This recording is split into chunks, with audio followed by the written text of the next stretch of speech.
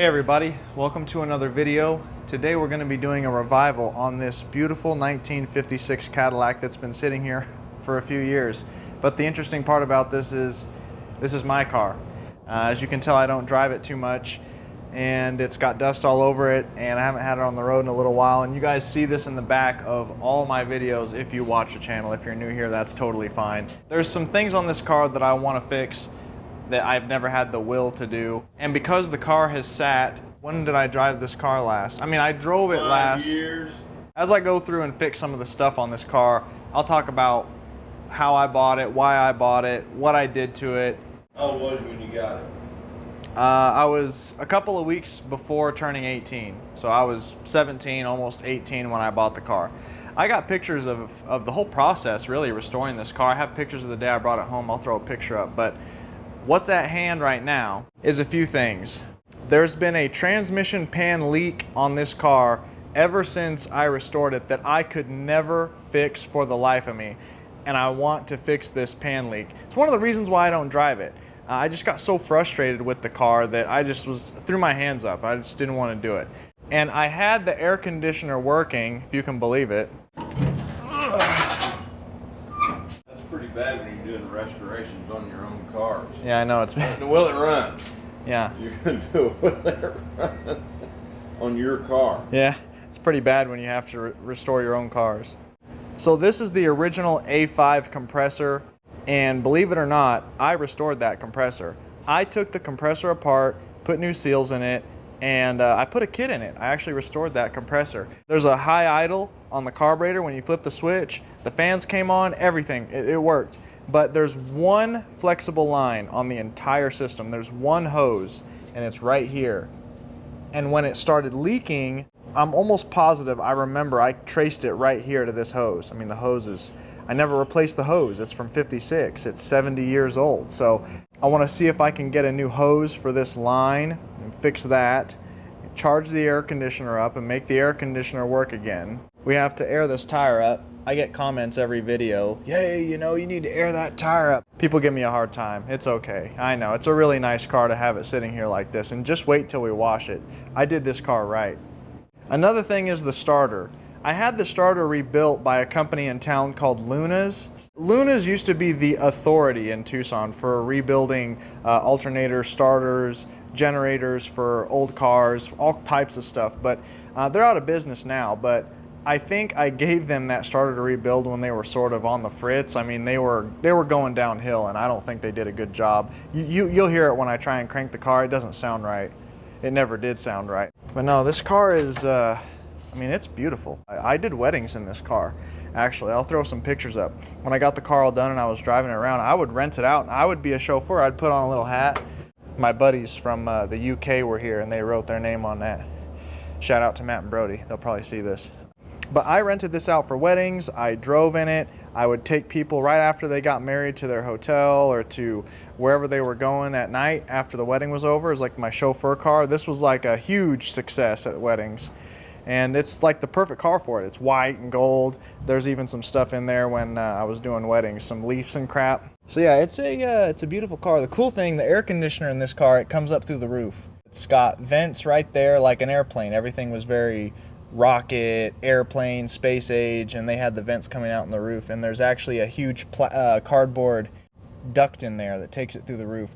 And then there is the tubes. I think if you look on the compressor, it takes 5 or 6 pounds of R12.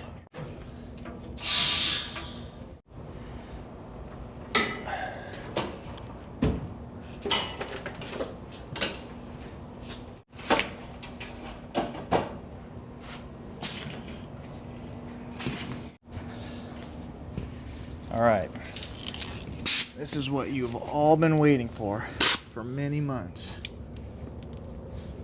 Now I'm gonna give it to you.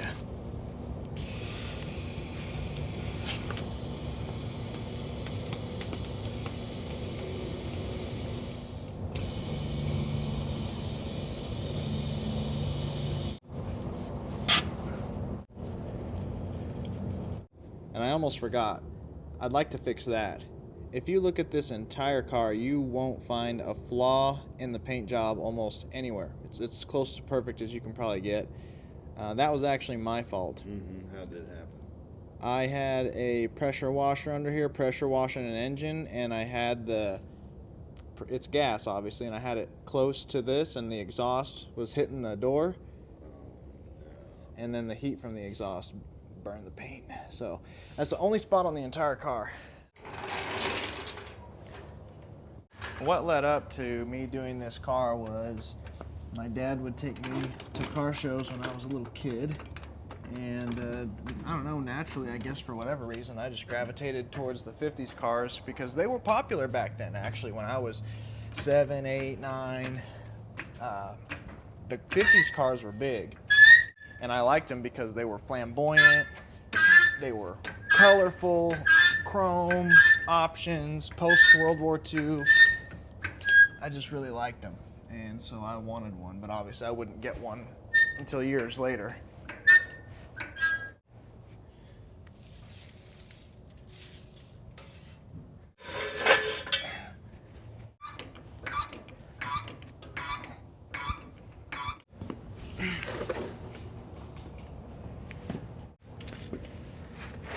I had to put a drip pan with dirt on it that I put on there with a shovel because it leaked so much. I wanted the dirt to soak up all of the tranny fluid because it just leaks so bad.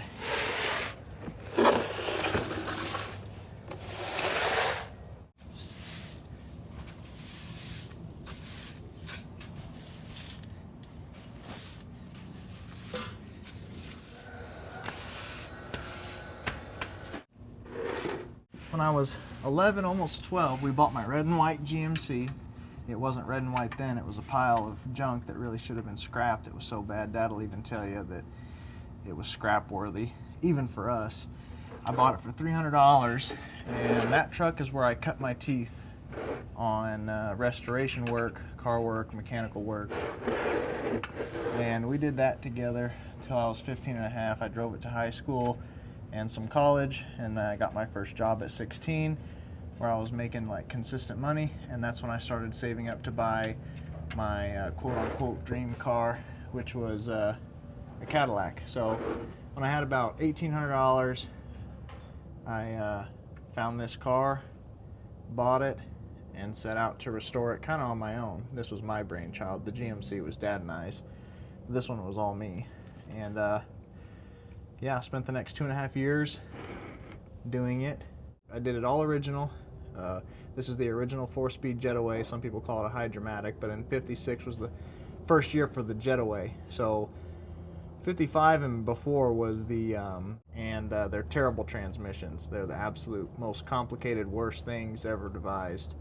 That's why you never see anyone hot rodding them, using them, building them, because they're just not good transmissions. They're very, very complicated.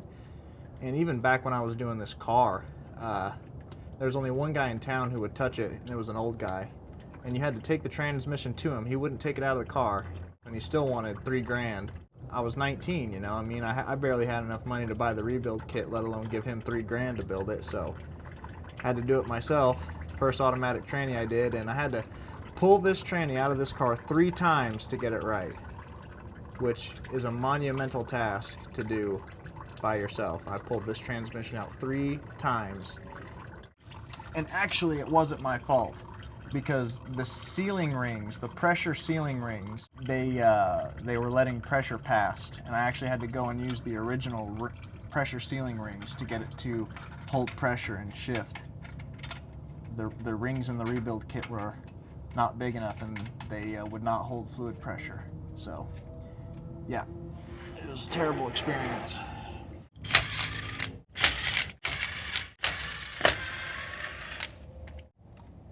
Oop. The old Jetaway internals. Hands clean inside, so I did a good job. It's not busted up in there. No brass, no clutch material, no nothing. Nothing. This transmission just pisses me off. Alright, so I went to O'Reilly to pick up my gasket, and I ordered the right one, but I ordered 2 of them, and they were both wrong. So what we're going to do is we're going to use the old one, which really, it's not old. let's be real. This gasket is not even 10 years old. It's plenty pliable, plenty usable. So what I'm gonna do differently that I've never done is I'm gonna put some silicone around it to get it to seal. I've always put it on dry. That may be the issue. Maybe that'll fix our woes.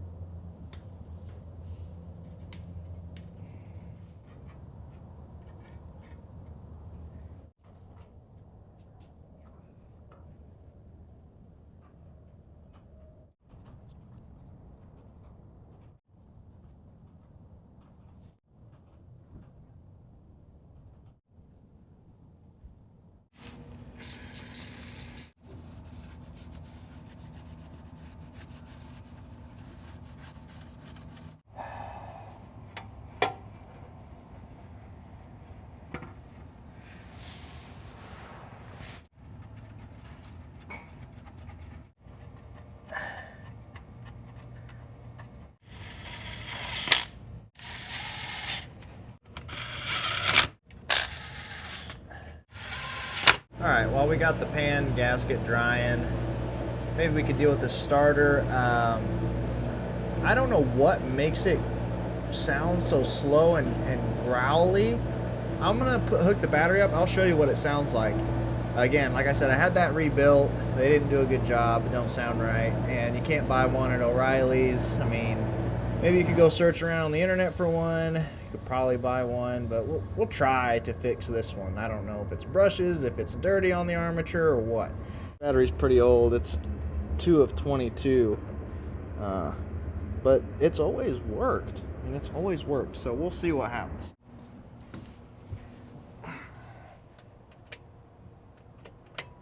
Nope, battery dead. Should have known that one. I got it on a high charge right now, and it's not really taking a charge. When a battery's kind of dead and you crank it to high, it'll go up almost to the red right here. So it may be so old and dead it may not even take a charge. I mean, you can see it's only at a couple of amps. There she is. She comes on. Yeah. Yeah, it's just dead. All right, went up and got a new battery.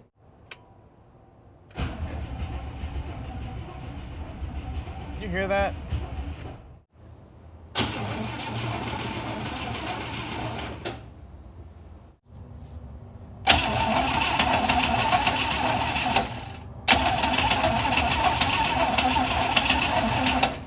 See, this is what it should sound like. Well, you can't even hear the crank. Took the power wire off of the distributor. See how fast and positive and tight?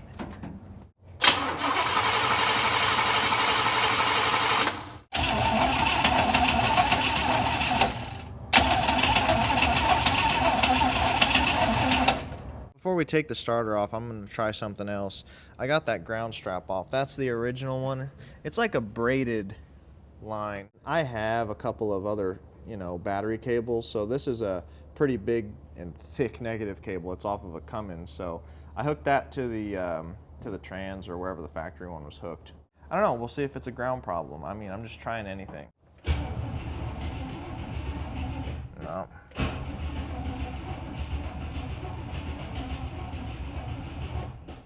Sounds the same. Alright, so I got the starter out. I got the battery cables hooked to it, and it's hooked to a battery. And check this out. Alright, I'm going to hold it on there. Oop. Come on.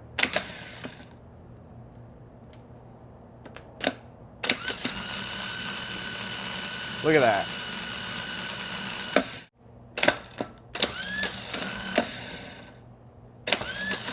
See that? I'm not letting off of it. It's doing that on its own. Look at that. Took the starter apart. You can see in this housing that there's just a ton of grease and oil all over the place. And you can see on this armature, it should be shiny. Let me see if I can. See all the grease and oil on that thing? That is causing a bad connection. If you turn this over.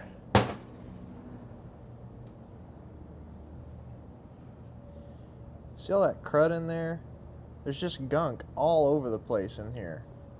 So I think what I'm gonna do is just pressure wash this thing, clean it out, take some emery cloth to that armature, make sure it's nice and shiny. You want these brushes to get a good bite. The brushes are okay, they don't look too bad, but the rest of this housing is just like filthed out. So let's clean this up.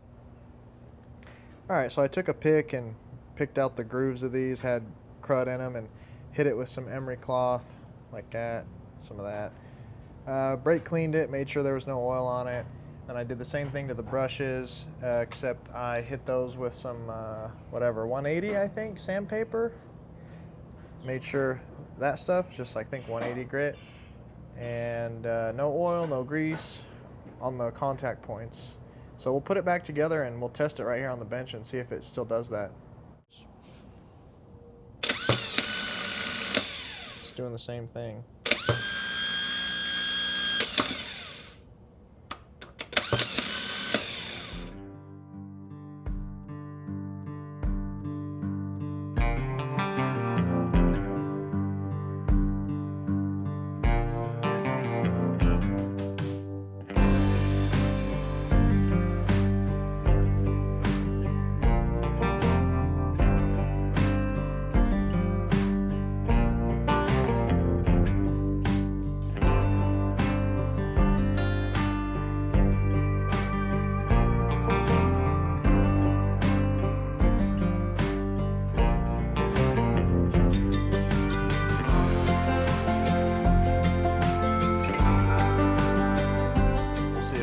Pulls out and does what it's supposed to do. Sometimes these aren't.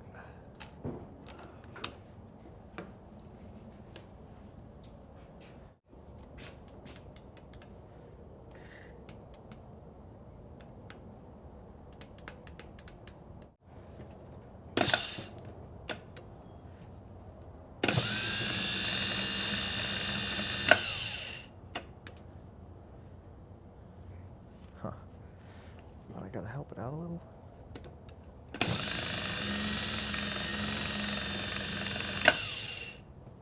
Maybe I have to cock this forward a little bit. You can slide that solenoid.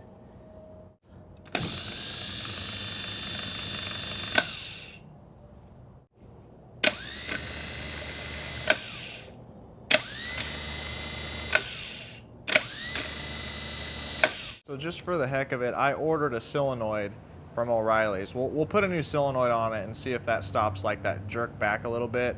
So I don't know, we'll see. But that starter does work better. We're gonna put it on and see. But for now, that solenoid's not coming in until 4 o'clock. So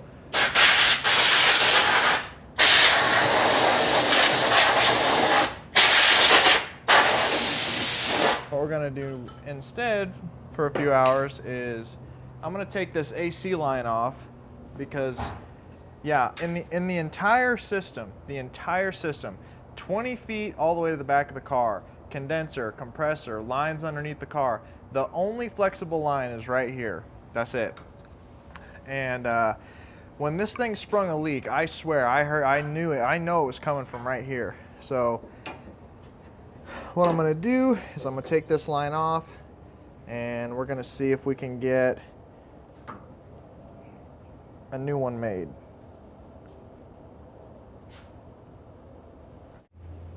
Okay, there we go.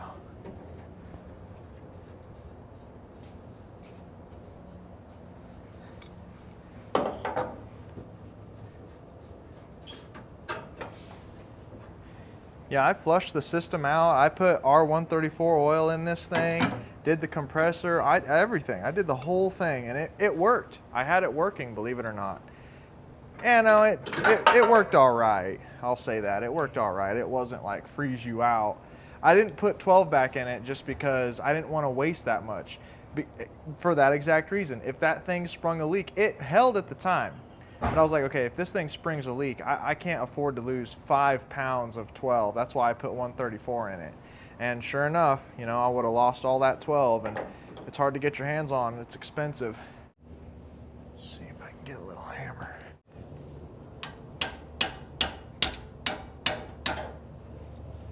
Well, you gotta have a hose made? Well, yeah.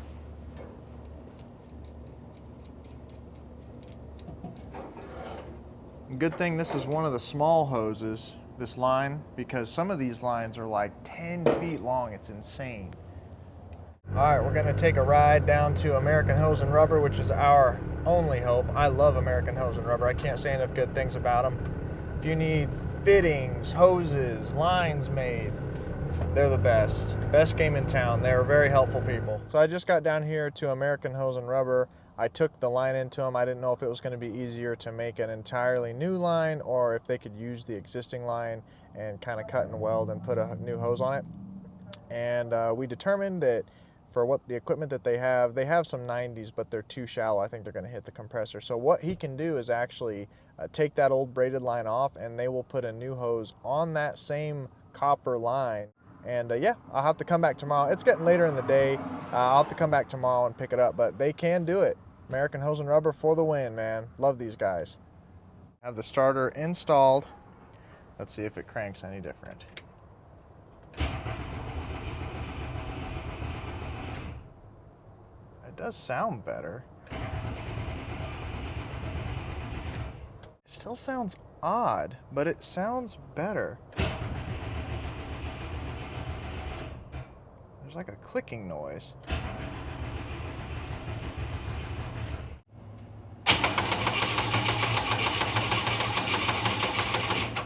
Got back home from American Hose and Rubber, and it looks like they did a fantastic job putting a new hose on this. They welded on some fittings onto the copper, or soldered, or however you want to say it. And then here's some fittings right here that we're gonna have to tighten. And then there's your AC hose. We'll put it on. I mean, there you go. Leak should be fixed. I'm super happy with that. Look at that. Check it out how they brazed that on.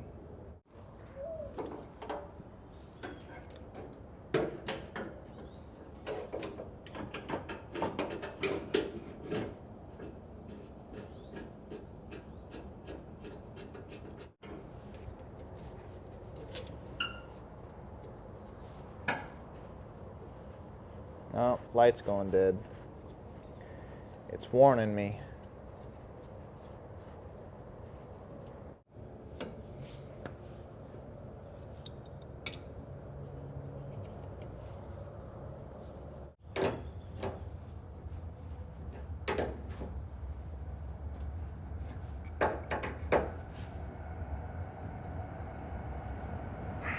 So the AC line is on and nice and tight, and it's actually been like a week or so since I've worked on this car because I was waiting for parts.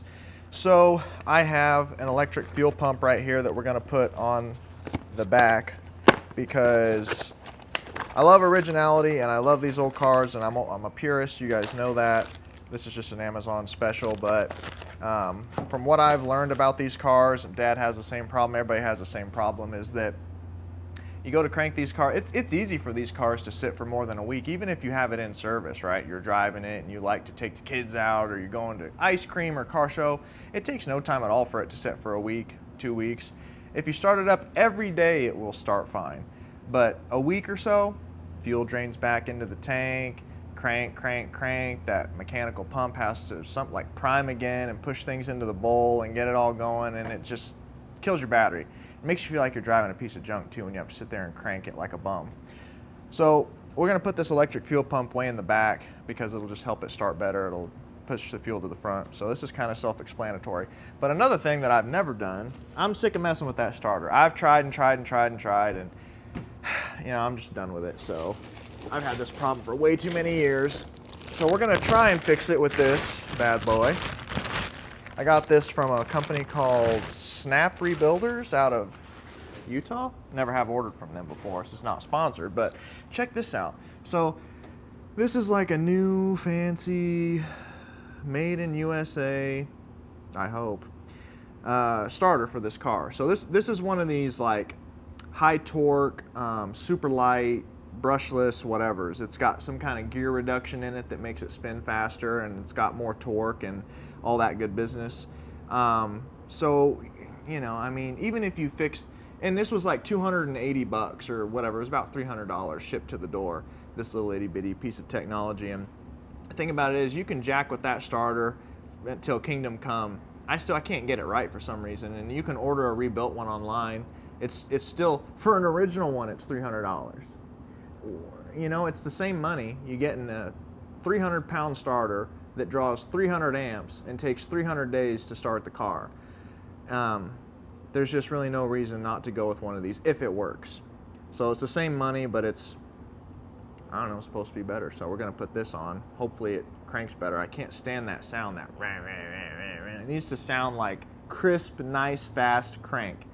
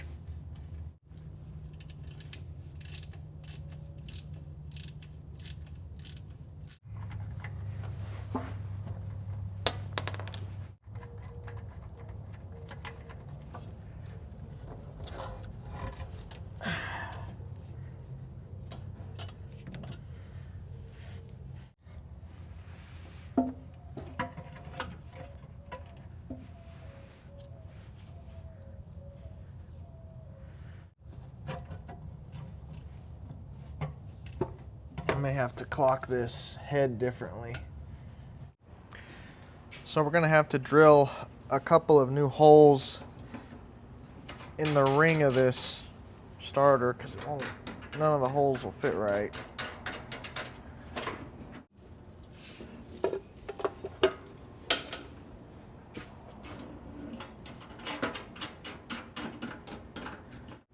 So here's the issue. Pretend the engine's right here. There's 3 different ways you can clock this, like this, to, you know, adjust it. Well, the only way that it'll fit currently is if it's like this, but you can't get the positive cable and your start wire on because it's against the engine. And when you try and clock it like this, it won't catch these holes until this is up against the engine. So the oil pan's right here, and you know, if you try and get it in these holes, you can't turn it far enough. So what I have to do is turn it like this so that it'll fit, but that's out of the scope of these holes. So we got to drill some holes like right here to get this thing to fit right. All right, I did my best to kind of measure this. It's pretty amateur, I'll be honest, but it's really hard to figure out a radius and where to drill the hole perfectly without like a perfect pilot hole in the center. Circles are hard, so we're gonna just kind of eyeball this a little bit and see if we can make this work.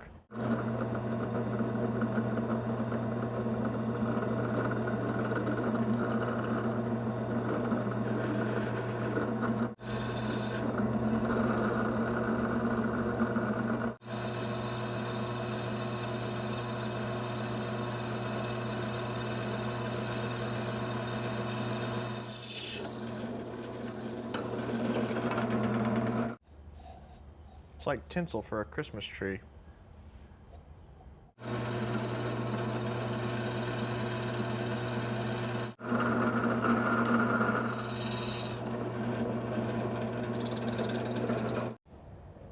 All right, we got our holes drilled, and I marked with a Sharpie right here how deep this goes in because the head of the bolt has to go down in there. So we'll drill down about yay far on these two holes, and hopefully it all works out.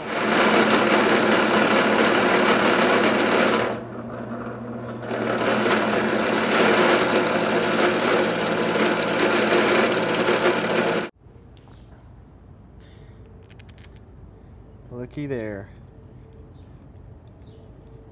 We got one.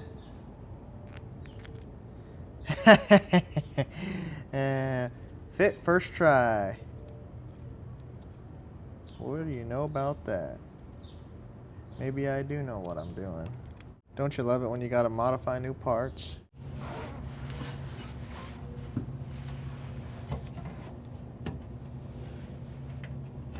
Alright, it's on. It seemed to fit okay after I drilled those holes, and everything is easy to get to, easy to access, so we will try this and see what happens.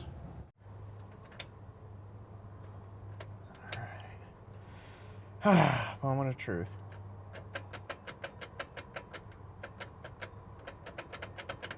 Maybe I hooked the wrong wire up for the solenoid? Alright, I changed the wire. Let's see.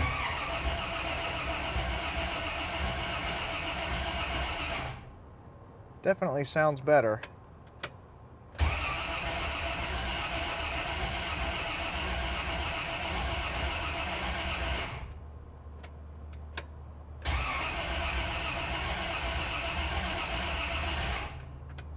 Cool, well, there it is.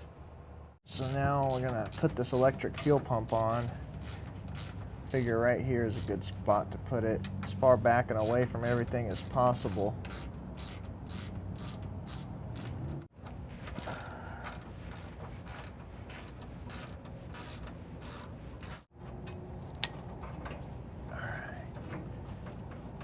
So if we put it kind of like that, we'll be able to put a filter going that way and then a line probably coming right here.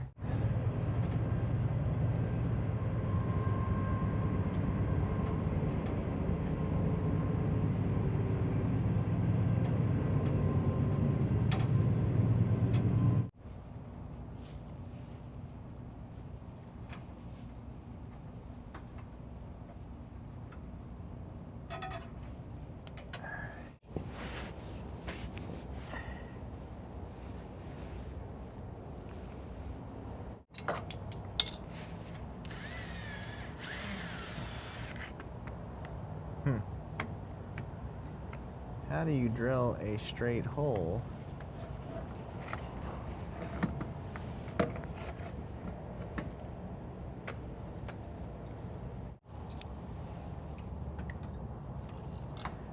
Went and got one of these fancy stubby drills from Harbor Freight.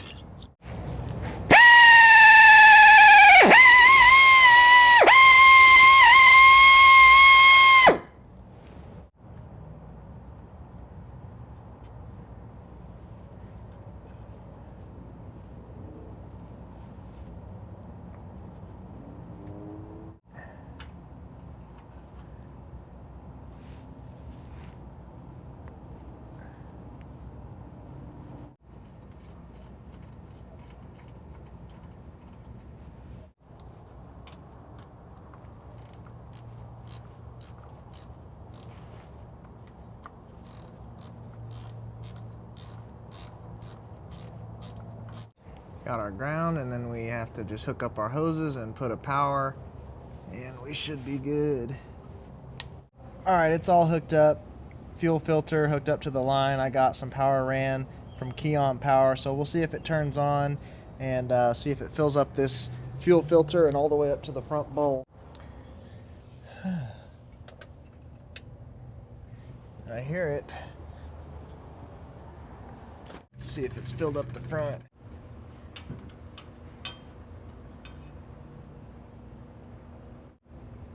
Uh-oh. It looks like we're leaking it from the carb and from this fuel pump.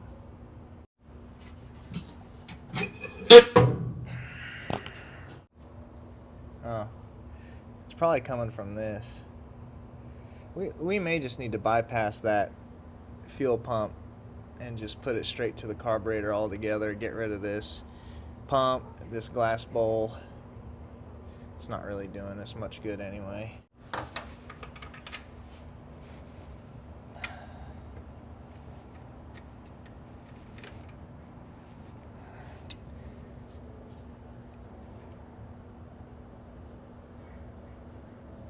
These things are just leak magnets anyway. Where it seals, that glass bowl seals, it's just, they're prone to leaking.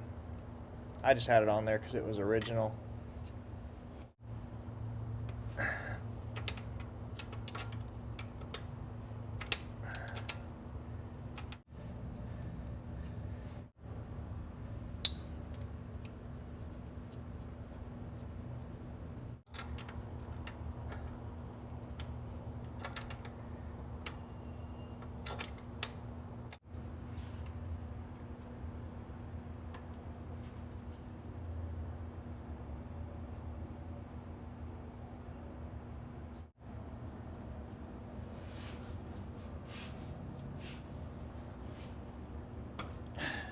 So I just bypassed this whole mess right here and went straight from the carburetor down to the line on the car down there. We'll just start it up for a split second so I can hear it run. Haven't even ran this car in a year.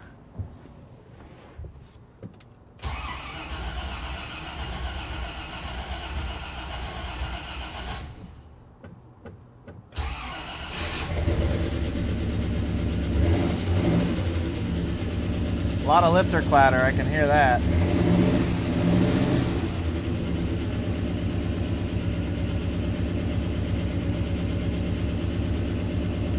All right, we don't want to run it too long because there's still, I drained all the tranny fluid out for one.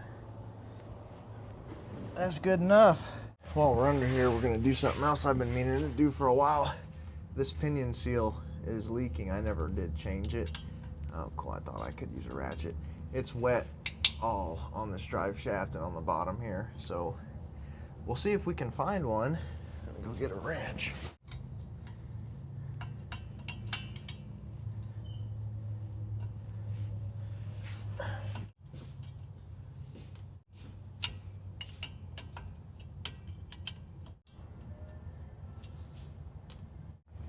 Hey.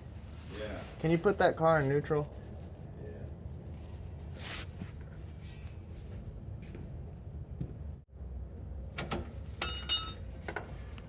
Can you put it back in parks? Put it back in park? Yeah. There it is.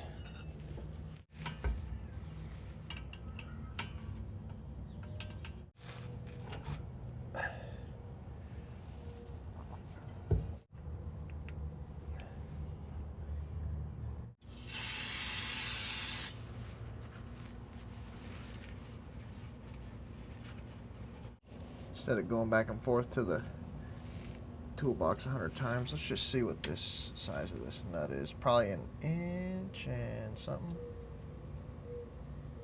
Inch and a quarter. Do I have an inch and a quarter? I think I do somewhere.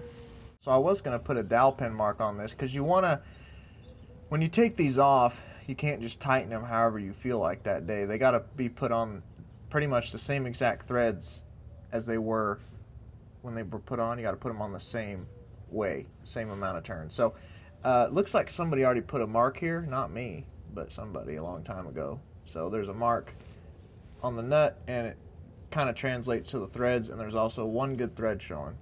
Let's see if this will fit. Cool. Exactly.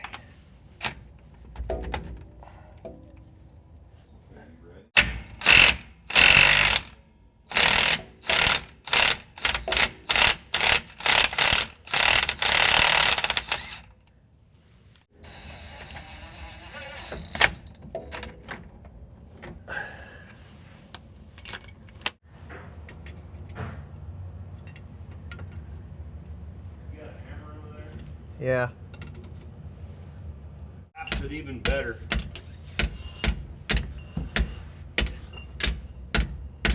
Here, smack the side of it so you can collapse it.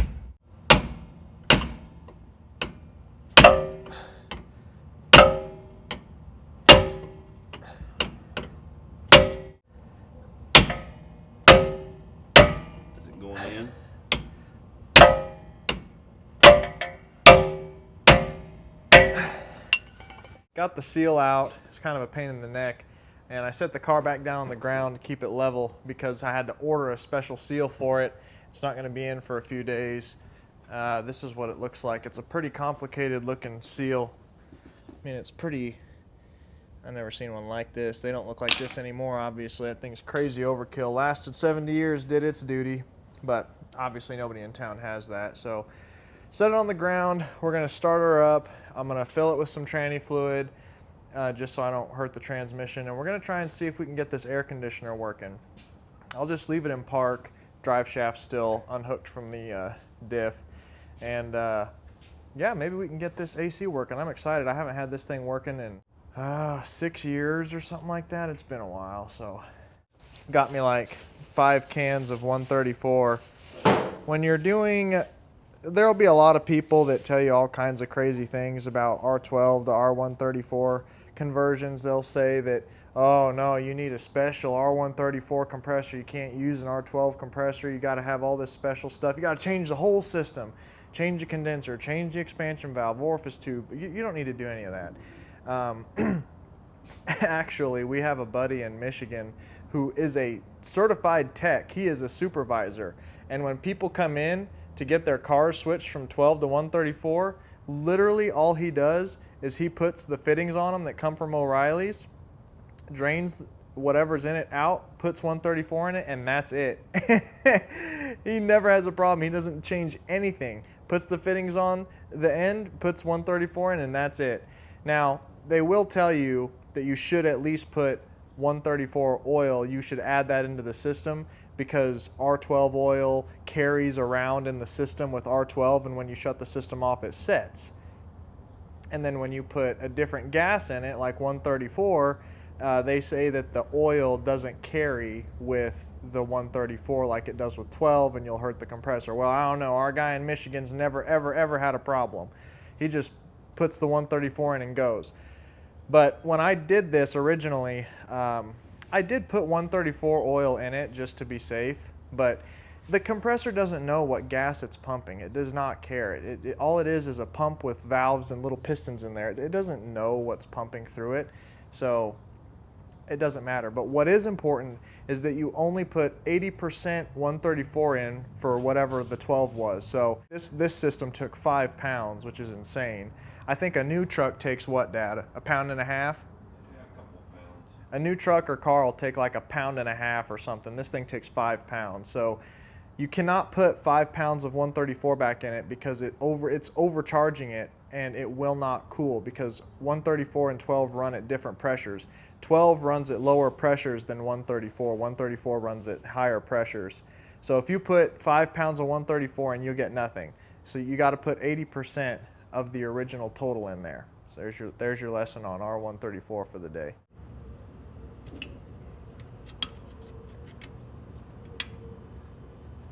Take the cap off.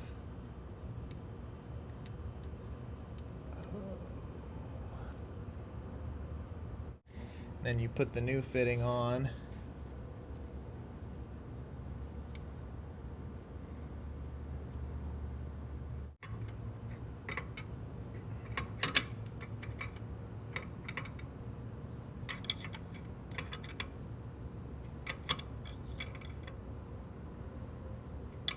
That's the new fitting right there. This right here, I just took this insulation off. I put this on when I was doing the car, but there's another flexible line right here. I didn't see it because I had insulation on it. We're gonna definitely have to have a new one of these made. I'm sure that's bad, or it's gonna go bad. Ain't gonna last. So I'll have to take it off from the compressor and wherever it leads and have it made. Dang, man. Okay, this is for sure the only other one. Sure? There's no other flexible line? No. No other. No. It's all hard line all the way back? No, it really is. This is... There's a low side. Okay, but there's one low side and one high side. There's not another one. Well, I got it out of there. Big old fat copper line. So this right here is guaranteed where it's going to leak. Back from American Hose and Rubber, and I just had to make this whole length as a hose because not only is that going to be an issue, there's a kink in this line right here. I mean, it doesn't restrict the flow entirely, but you know, it's a pretty bad kink. Whenever I got this car, somebody bottomed out really hard on something. You can look under the car and there's stuff under there that's scraped and bent backwards, and whatever they ran over it hit that line and kinked it. So because of all that, I just had this length made up in hose, and we'll put that on there. And so, and the cool thing about this whole thing being rubber is we can sort of mount it away from the heat, because this thing had like a direct 90 that went right by that exhaust manifold.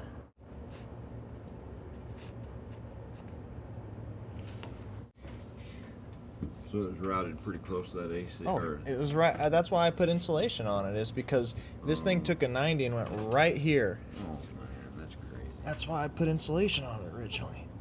All right, that ought to be tight enough. Hose hooked up to where it turns into the copper line. I got it in the little cradle things. And we may have to pull that up and maybe zip tie it up or something. But yeah, it's on. Yeah. There, that's opening. Yeah. Now see, you want. Yeah. Because that's gonna.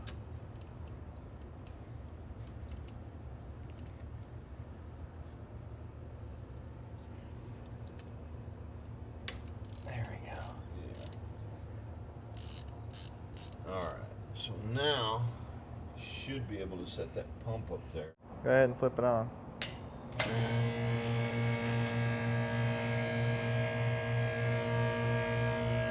Alright, we're pulling a vacuum on it.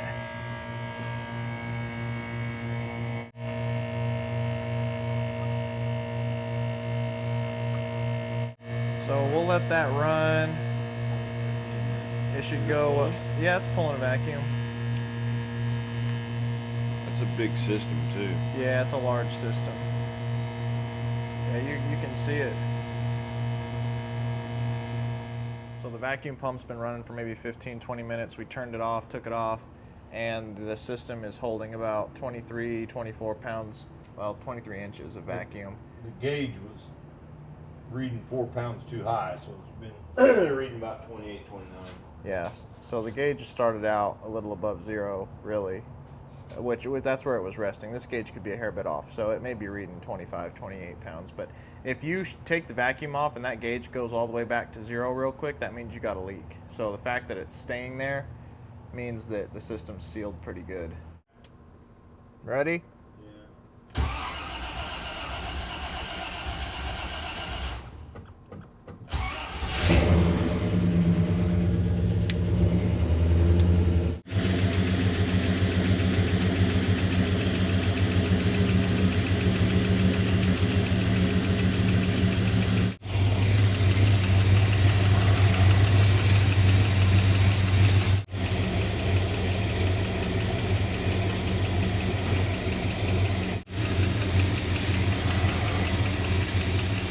Alright, we got our first can hooked up.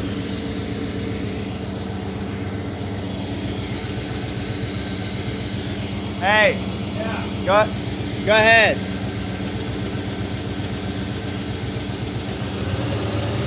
Alright.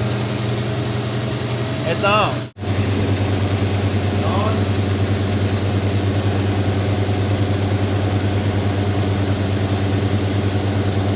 I'm feeling it.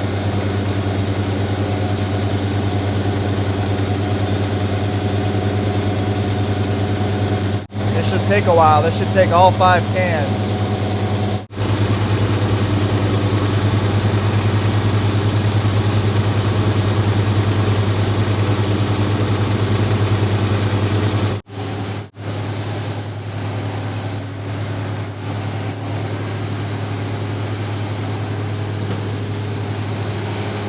Alright, we've been running the car for a while. We just put 5 cans in it. reading about 36, 37.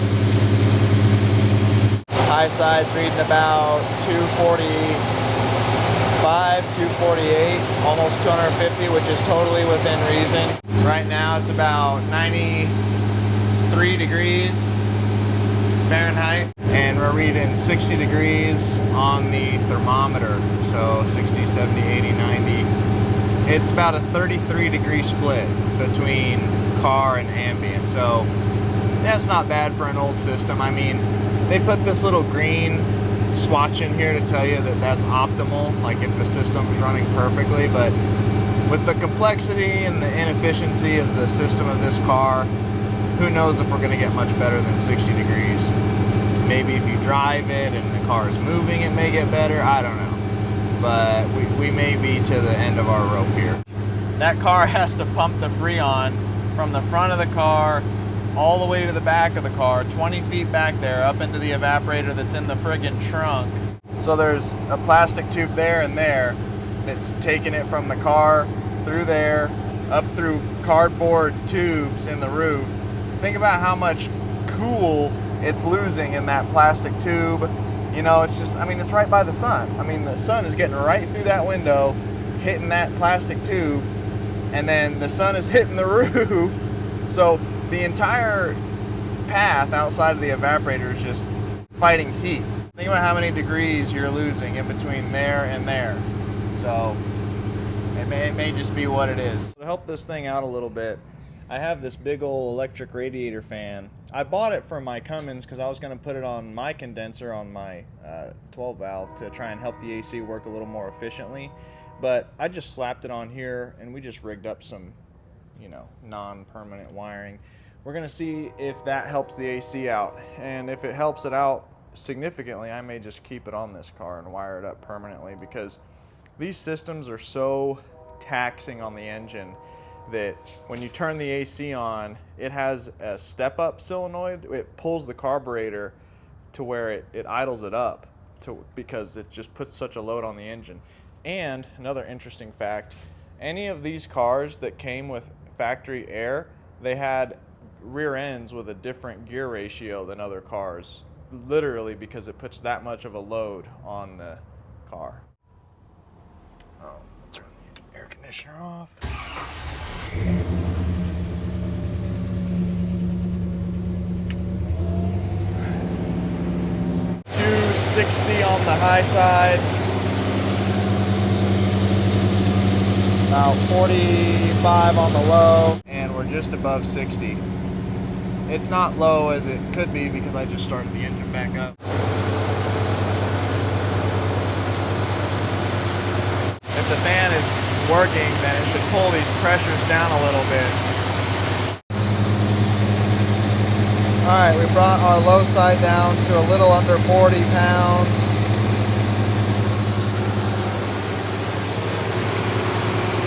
Our high side actually a little bit higher than it was. We're still pushing about 60 degrees. So the fan is not giving us any miraculous results. Cleaned up all the AC stuff. I'm running it now because I'm looking for these leaks. Surprise, surprise, transmission's leaking. I told you, I never could get it to stop. And now we also got a really bad oil leak that I've never seen. I mean, I've never had that happen before. I mean, it's leaking right around the pan. I mean, it's just like, I never could get it to stop. It doesn't matter what I do. And then here you got a leak. See that? It's coming straight, it's on the outside of the breather tube going all the way up. And that breather tube mounts underneath all that garbage. It's right underneath the intake. So we've been looking all over for this oil leak coming from the back of this engine. I even pressure washed the rear of the engine, got up in there with a mirror and a light, looking. I mean, we looked for a while. All right, and check this out. This is crazy.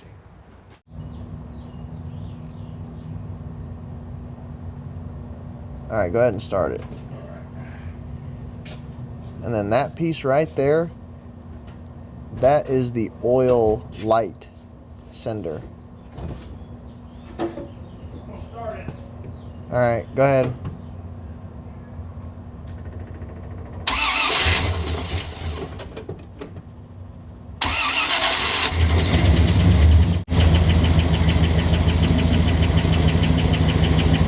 Look at that. There it is. Okay. Engine's nice and cool. It's been sitting overnight. I don't want to warm it up because I'm going to have my grubby little fingers all up in there. All right, we got our new oil sending unit in, nice and tight. Cool. Works. Cleaning up a little bit in here. We're about to start doing some body work on this because we're going to fix this. And this place is pretty filthy. I mean, there's crap all over the floor. I mean, it's just a dust bowl in here. You know, you clean this place and then you come out the next day and there's dirt and leaves and dust everywhere. But especially when you're doing body work, you want everything clean.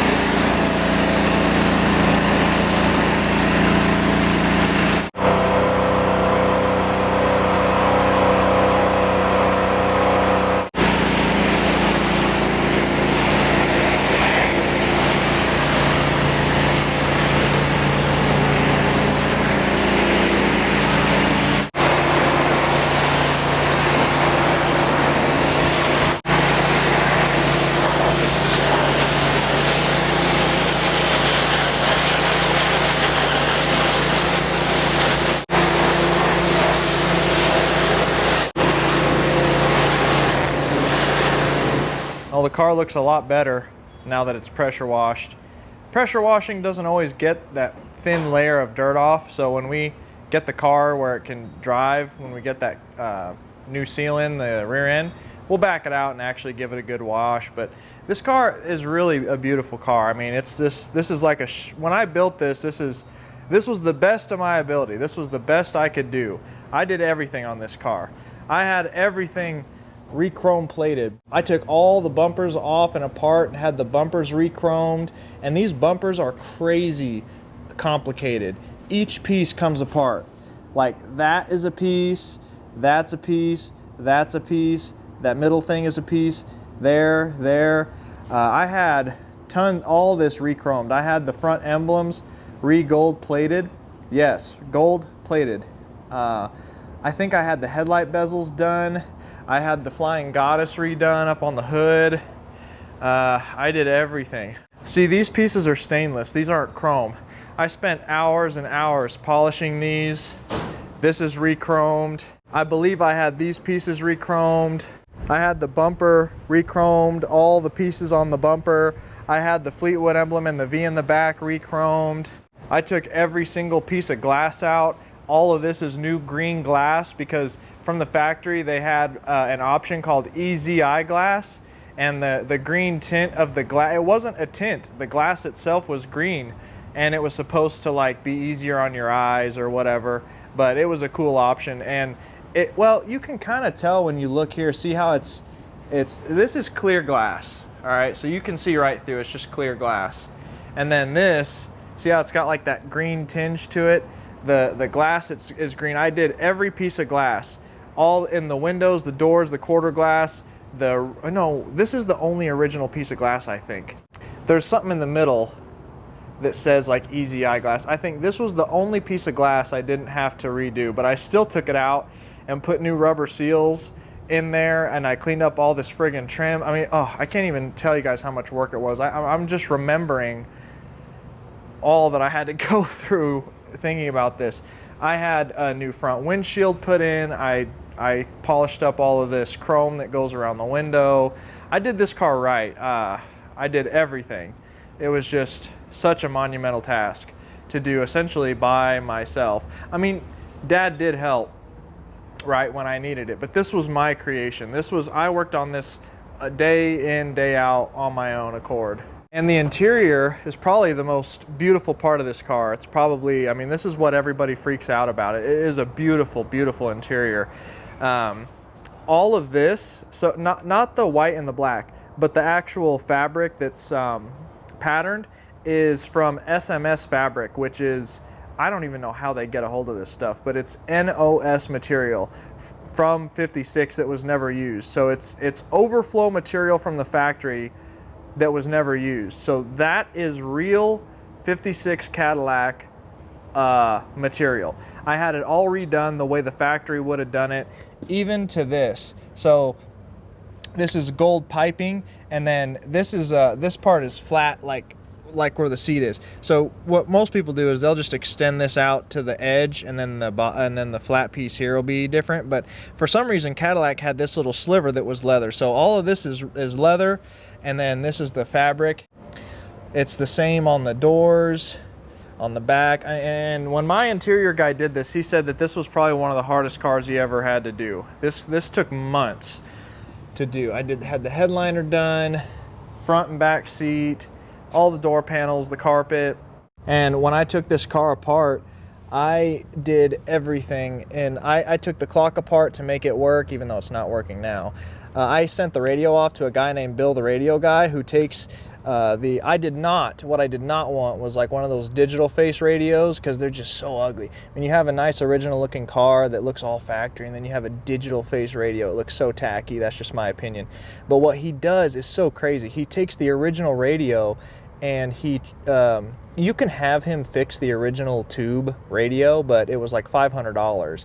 But it was, I don't even know, 50 or 60 bucks more expensive. And he took it and he transistorized it, and you can turn the volume knob off and on, and it'll change from AM to FM. And if you do it again, it will change to aux, so you can play your phone from it, and it's really cool. But all of the original functions function as if it was an original radio. You cannot tell. So he does all that with the original case, knobs, all that. It's really neat. I had the Altronic Eye. That was a Christmas gift. My dad sent the Altronic Eye off to a guy named John Oldenburg. I don't even know if he still does it anymore, but he rebuilt that original headlight dimmer. So when you're going at night and headlights are coming at you, it automatically dims your headlights, and then when they pass you and it's dark again, it flips your brights back on automatically. It's called an Altronic Eye. Look it up. It's pretty neat. Fixed the air conditioner, obviously, that whole system. All the gauges. I put an electric motor on the wiper to make the wipers work electrically instead of vacuum. Yeah, this thing was just a total crazy mess to rebuild. I'm never doing it again, I'll tell you that. The only incorrect things about the car that I was willing to accept just because it was so cool is these rims right here. So the car came with steelies and hubcaps. But we found these are Kelsey Hayes Sabre spoke wheels. But that's why the hubcaps say Eldorado, is because actually these rims only came on Eldorados. I wanted, see, you can see the hubcaps are like super gold, and then the rim is kind of dull, like it's gold anodized, but I wanted to have the rims redone, but nobody would do them. It wasn't even about the money, which I was on limited funds anyway, but no one would redo these rims because they have this crazy design where they're like two-piece rims, and these Sabre spoke outer rim is riveted to the inner rim, and to do them properly you have to take the rivets off and then re-anodize the spokes and then like re-rivet them. It's crazy. It's like some crazy design they had. So nobody would touch them. You couldn't even send them out to anyone to have them redone. So they're in decent shape, but they're pretty dull, and you can see scratches and whatnot on them because, yeah, I mean, no one would touch them. And part of it was because the spokes are so complicated. You have to, whatever they have to do to them, they have to do to every single spoke. And it's just so, the labor is so astronomical that no one would even, they turned down the job. They wouldn't even do it. So yeah, it is what it is. Dad and I were just talking about this, just remembering all that we had to do. I had this whole front clip off because I wanted to fix it all right. I primed the firewall. We had to fix the firewall. It was really weird. Yeah, I guess it was mice.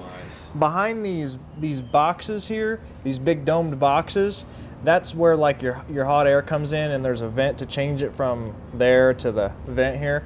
And my firewall was rotted out behind that box, and we actually found some dude in another part of the country who was parting out a Cadillac, a 56, and he cut out two pieces of that firewall and sent them to us.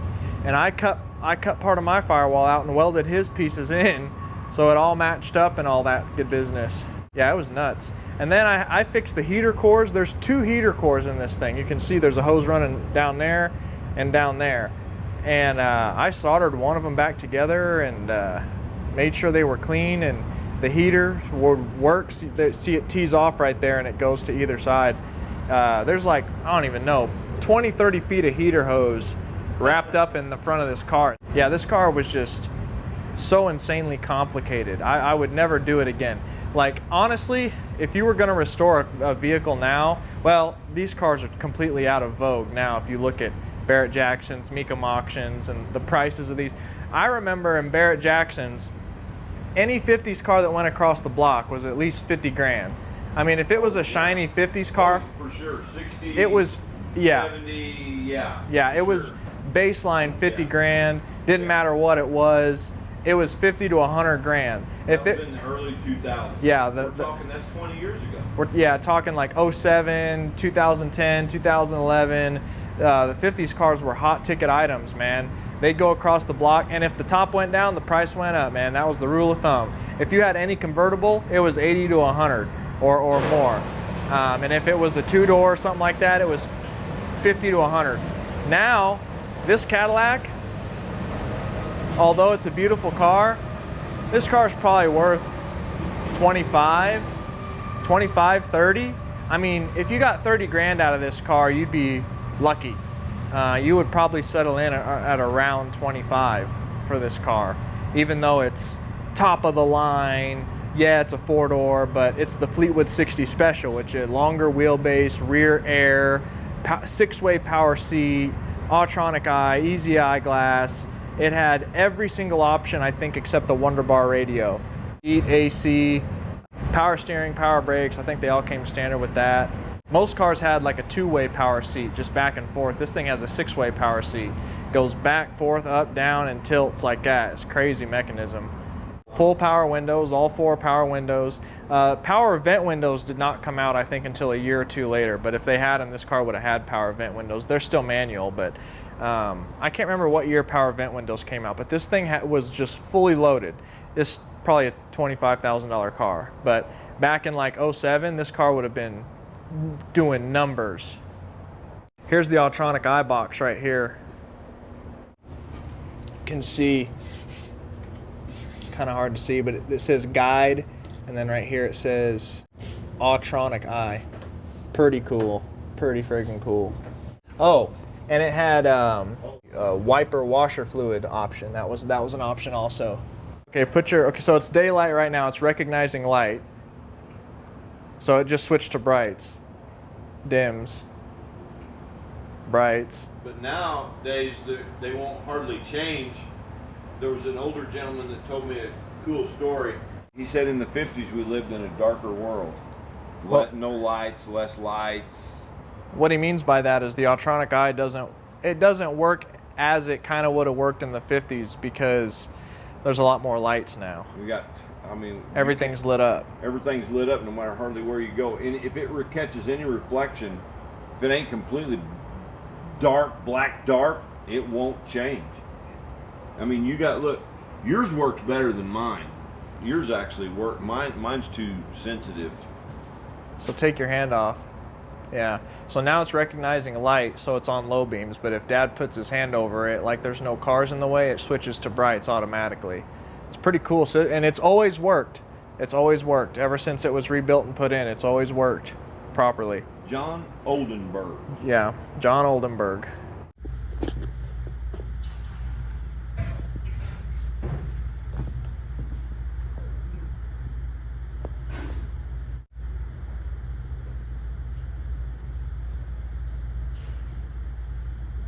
Got our new seal in the mail from McVeigh's. Here's the old one. Here is the new one.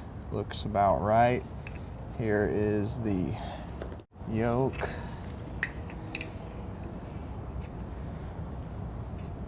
Looks like it'll go on there just fine.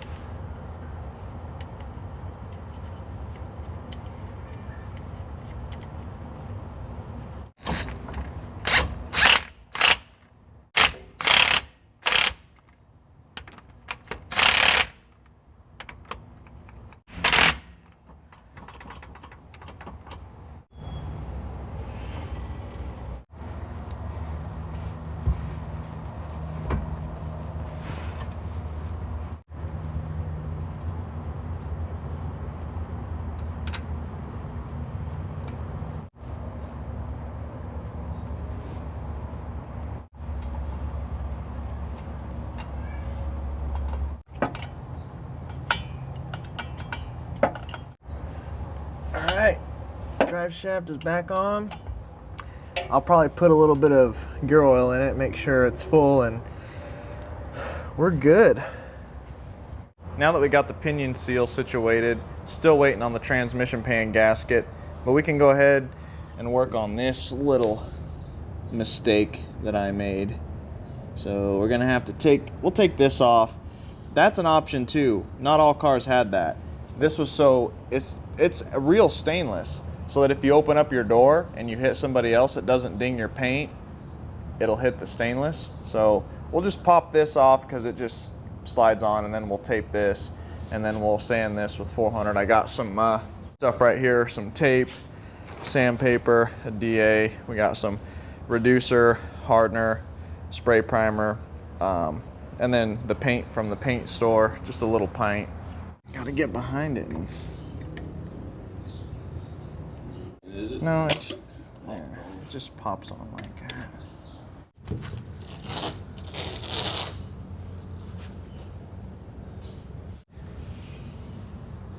Put a couple layers on it.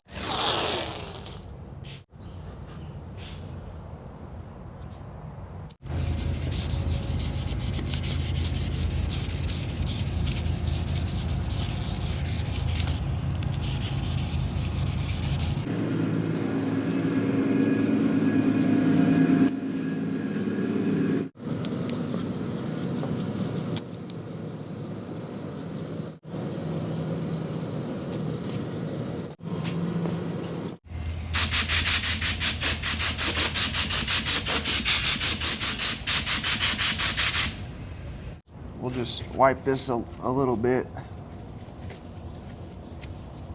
before we put our, we got some spot putty. So there's Bondo, which everybody knows about. It's what you use to sort of fix dents. And then they have Bondo that's a little bit finer. It's like finishing Bondo or spot putty that's used for stuff like this. It's not really dense and it sands. It sands really easily. And that's what we're gonna use on this. See, when you're painting, even though there's no dents in this car, you can't paint over this because there's depth to that. See that depth? And you'll see that in the paint. So you have to make it flat like the rest of the door panel. Don't need a ton. This is U-Pol, U-P-O-L, Fantastic Glaze, pinhole resistant, easy sanding, ultra fine finishing glaze. Put some on your cardboard, and then this is the hardening putty. You don't need a whole lot, just a dab. You mix it up.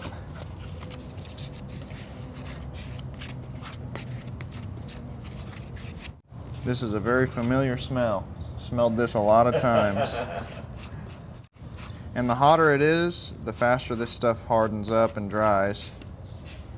So you gotta, I remember in the garage when we were building my GMC, we would mix up just gobs of that stuff.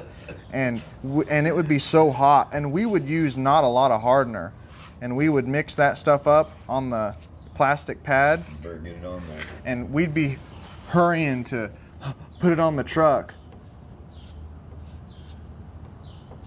as it was hardening.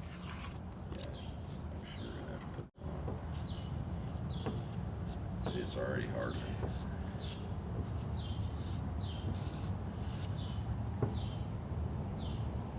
Yeah. Yeah, it's already hardening up. Yeah, you put too much in. Just let it go. You just have to.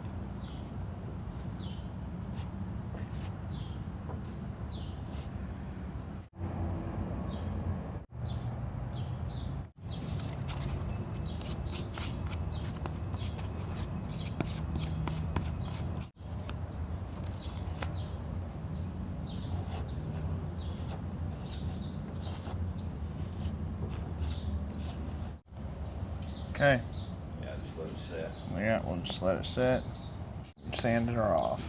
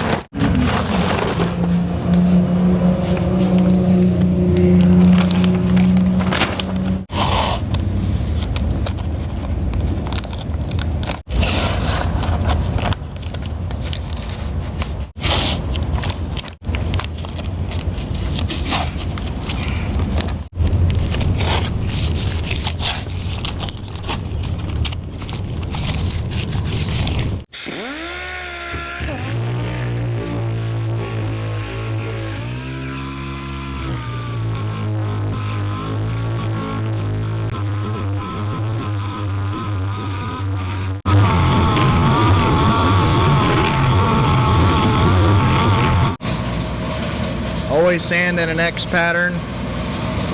Never swirl or straight, or try not to dig. Always flat X.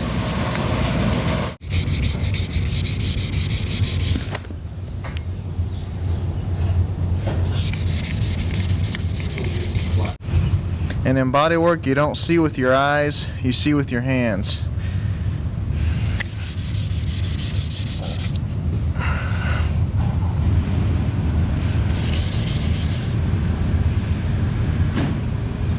Now, one of the side effects of using Bondo is that you get pinholes like that. Now, this is perfectly flat, but you see those little specks, those little itty-bitty pinholes? They try to formulate it to get those out, but they're little air pockets from when you're mixing it on the board and you're flipping it and mixing it. You're creating air pockets, actually, when you flip it over. Now, you try to get those air pockets out by kind of how you mix it, but you can't always get them out. So you'll get these little pinholes in there. See, even on the glaze, it says pinhole resistant, easy sanding. So they try to formulate it to get rid of those pinholes, but you can't always. So it kind of slows the process down when you have something perfectly flat and it's ready to paint. I can't feel anything with my hand. I can close my eyes and I cannot feel this. This is perfectly flat. So what they do make is high build primer. I'm going to use a can because this is such a small area, but on a car you would mix it up like you mix up paint. You would mix up a bunch of it in a big cup and you pour it in a paint gun and you spray it out. But since this is just a portion of a door, I'm going to use this. But you can see on here, it says 2-in-1 filler and sandable primer. So this is high build formula. The purpose of this is to take up those itty bitty pinholes so that when you spray this and you sand this, the pinholes are gone. This is supposed to fill those little pinholes. That's what high build is. Doing this is kind of funny because I haven't done body work in years since I got this car done. I probably haven't done body work in 7 years, something like that. I haven't touched a sander. And doing this reminds me of a couple of funny things that were scary at the time. When we were painting this car, it takes so long to do the prep work. We prepped everything, sanded everything, primed everything, sanded the primer. It was paint day. We were painting, I think, the front clip and the hood and some other stuff. We were painting a lot of stuff. And we had the hood set up and we were gonna paint the hood. Now, when I did body work to this hood, there's a little bit of Bondo right in the front here, right above that trim piece, okay, to get it flat. And we were about to paint this thing. I think we'd already laid down the base coat. Do you remember this, Dad? We'd already laid down a layer or two of the base coat on this car. And we were about to shoot the clear coat, and we looked, and there was a big bubble right there. You know, and you don't do body work on paint day. I mean, you cannot think about doing body work on paint day because painting takes all day. Yeah. And we were doing the car, paint everywhere, and there was a bubble right there. Just the hood came down, and then there was a bubble, and I was freaking out. We'd never seen that before, and we didn't know what to do. So Dad was painting some other stuff. I literally took a razor blade and cut a big square out, right? There was a big gaping square right there, and then I put Bondo on it. Again, this is all base coated already. And I cut this out, I put Bondo in it, I sanded it, I hit it with some of that spray primer that I just showed you, and we friggin' painted that thing all within the span of like 20 minutes, and it's always been perfect. Nothing has ever happened to it. I have no idea why that bubble formed. It was some chemical reaction, but it was nuts. I don't know if you knew this guy or not. You told me this story about someone you knew who they painted a car and they wanted it absolutely perfect. And before you paint a car, you sand it with 400 grit. The closer the grit is to 0, the rougher it is. And the higher to infinity, the finer the grit the sandpaper is and the smoother the surface. You typically sand primer with 400 grit, which is semi-rough. 80 grit is, for example, for taking paint off. 400 is what you sand primer with before you paint. So this guy wanted his car absolutely perfect. And he sanded the primer with 400 grit, but then he sanded it with like 800, and then he sanded it with 1500 and 2000, and that primer looked beautiful. You probably could have left the car that way. The primer was smooth and perfect. The car had no dents. It was beautiful. And then he paints it, and the paint lays down perfect, and the paint was just beautiful. The car just looked immaculate, like this, immaculate. Paint dries. He takes it to one of those car washes that has a pressure washer, and he starts cleaning the car with that pressure washer, and he hits the hood with it, and the paint just comes flying off of the hood. Yeah. And he basically just pressure washed the paint right off the car. Yeah. He got so mad that he just pressure washed the whole car. Yeah. Yeah. He was too fine. He got too fine. It was too fine. Yeah. So lesson learned. 400 grit's the magic number. Even a little. I mean, you could actually get away with 320. Yeah, 320 you could get away with, but we sand primer with 400 before we paint it. Any paint come off at 400. Yeah. I never have. And I've got cars that I painted. We've painted 20 years ago. Yeah. And none of the paints come off. Yeah, we sanded this truck with 400, painted it. The paint never has come off, but the clear coat's chipped because I left the car, before I had my own house, I left the truck in sort of a bad state. It was outside, so some of the clear came off, but the paint itself, if you wash this, the truck still looks good. Hit this area with a little bit more wax and tar remover, because your fingers have oils in them. Wax on, wax off. Painting is very technical. If there's oils in your fingers, and it will make the paint not stick. So.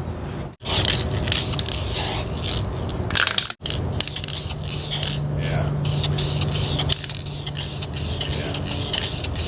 That's good. Let that spot prime sit for a few hours.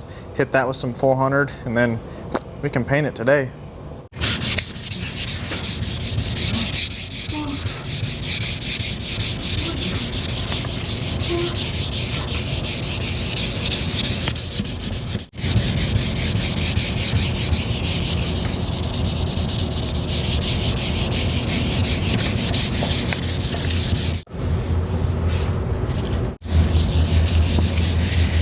All right, it's roughed up.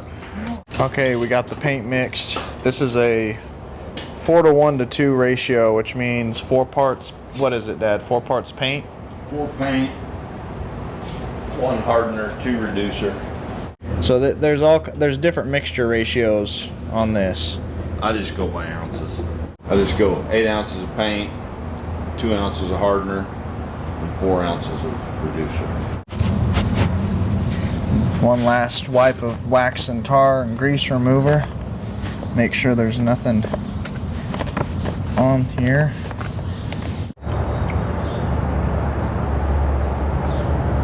That's plenty of paint.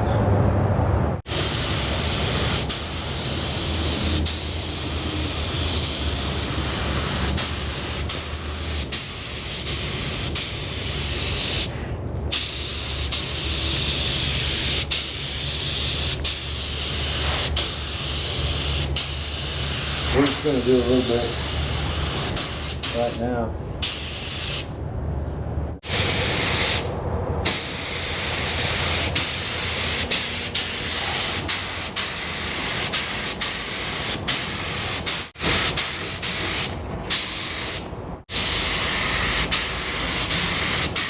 All right.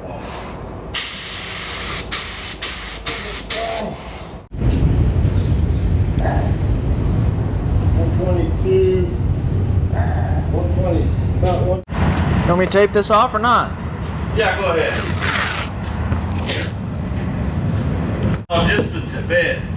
No, not the door. There's not going to be enough there.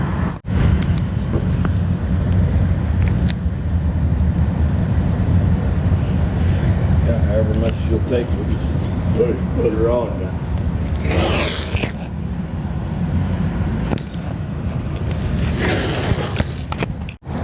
Now we're gonna paint this old girl.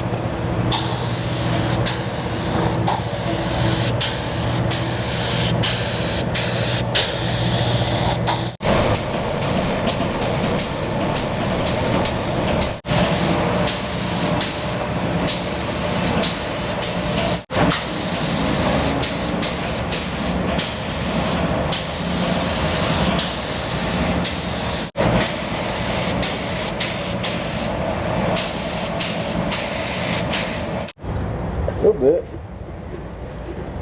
Want to hit the hood or something? No.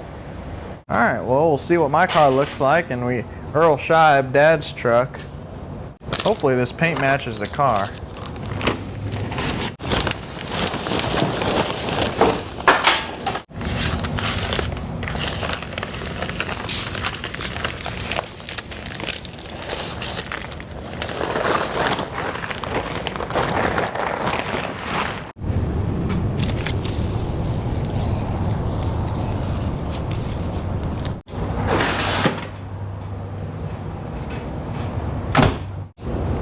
white? Well, the panel itself looks beautiful. Can't tell nothing.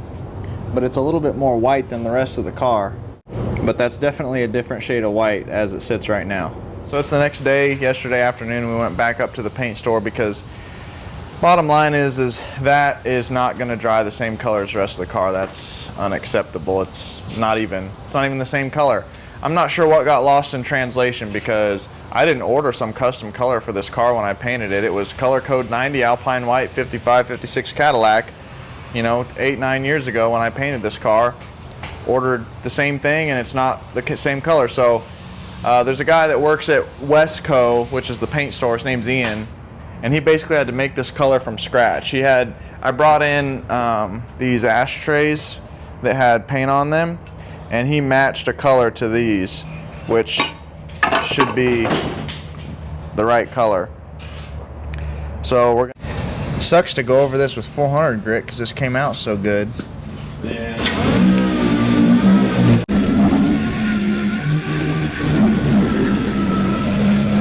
Dad's sanding down his truck because we're gonna throw some paint on it. More paint.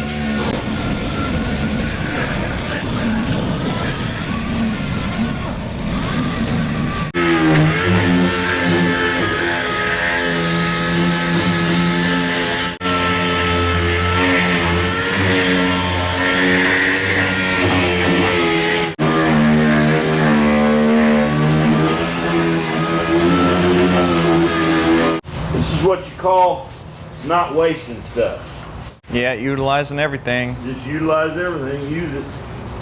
Here we go, round two. We got the urethane in there, and then this is some clear that Ian gave us. No. Or no, I'm sorry, hardener. Yeah. Hardener, not clear. We're not doing base clear. A side note, we've shot a lot of cars in base clear for years. That was mostly what we did. My truck was shot base clear. My Cadillac was shot base clear. All the cars Dad's restored was done base clear, and we're moving away from that. We're not really impressed with base clear. There's a lot of guys that swear by it, say that it's the best, and longevity wise, fixing it if it goes bad, you know, afterwards, repair is difficult. And once that clear coat goes, the whole paint job's kind of toast. In our opinion, a good single stage is better than dual stage because it's easier to fix. And for instance, if you're going to wet sand it and buff it on a single stage, the color is the color all the way down to the metal. Whereas if you do base clear, you have to put a lot of coats of base clear or of clear coat on, because if you're going to sand it, you know, if you go through the clear coat down to the base coat, your paint job's shot, and you have to shoot that again. Whereas you could sand this, it's the same color all the way through the depth. So it's better for color sanding. It's easier on you to paint because if you paint base clear, you got to put, again, it's labor intensive. Painting cars is very labor intensive, and you got to go over the car 3 times with base coat and 3 to 4 times with clear coat. You're going over the car 6 times, and you have to make sure you paint it right without runs 6 times. And if you get a run in it, you got to fix it when it's dry. Whereas a good single stage, you paint over it 3 or 4 times and you're good. And yeah, I mean, and it lasts just as long. It's not inferior. Once we got to thinking about it. As far as a single color on a paint, you're trying to paint a bunch of doodads on the car. Well, mostly that's why guys use base clear. Right. Well, exactly. If you're doing one, like the truck is 2 colors, like the top is one, the bottom's another, single stage is good. But like Dad said, like these lowrider guys, or if you're putting designs in the paint and it's a super fancy paint job, yes, base clear is more beneficial to you because you can paint all the colors and designs and all that stuff as the base coat, and then once you're all done with your designs, then you can hit it with clear. So it's better if you're doing super fancy paint jobs. We have cars with original paint on them that buff out and look good, and they were all painted with single stage paint back in the 50s. Enamel. They were painted with single stage enamel back in the 50s, and that paint is so tough. If you get a car that has the original paint on it, you can still color sand it and buff it out. The stuff is tough as nails. It's still on.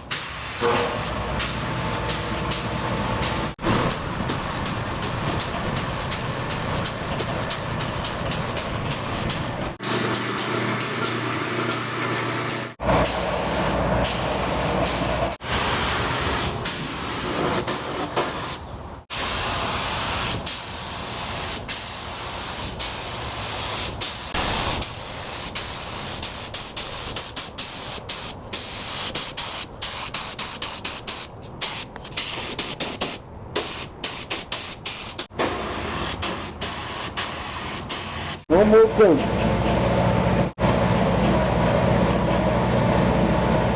All right, hopefully that gets it. Painting's all done, everything's put away, and check it out. Doesn't look half bad, does it? The old Volkswagen got herself a fresh coat of paint. Look at that, you can even see a reflection. Hey, better than throwing it away. Looking sexy. Well, for a no prep paint job, we just threw it on there to cover it up, get the rust look off. It just looks bad. Then looking at my car, I'm happy with that. That looks much better than the first go around. I mean, you really can't tell a difference between the bottom and the top. I'm happy with that, looks really good. Now I'm gonna pull this transmission pan off, see if we can see what's going on there. My 2 gaskets came in the mail, so we'll see if we can fix this leak. I mean, it's terrible. Look at that. It's just it's horrible. It's not even a drip. I'm looking at this pan, and you can see that it looks like there's tranny fluid around the head of like every bolt, especially back there. That's where it's gathering up. Right, and I'm thinking, how in the heck is this entire seam leaking? Because you can see it all along here, like this whole seam is leaking. I'm thinking, how in the heck could that whole seam be leaking? And then I thought, wait a minute. This is the dipstick tube. See it? Right there. It just did a drip. Watch it.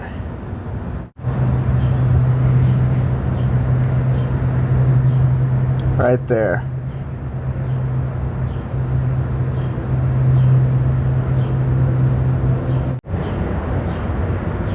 Bingo. It's dripping right from that dipstick tube. Got the dipstick pulled out, and we have an O-ring kit here. This is the one that came out of the transmission.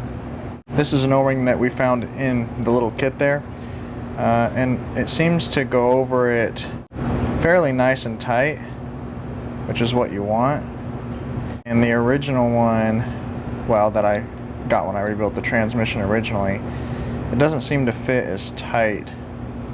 You kind of turn it around and everything, it just doesn't seem to fit as tight, whereas this one fits tighter. So we'll put this O-ring in it, and then we're going to put some silicone around the stem here and shove it in there and hopefully stop that leak. So it's the next day yet again. I filled the car up with tranny fluid all the way to the top. I'm letting it run, and I think we are looking all right. Not really seeing much on the ground.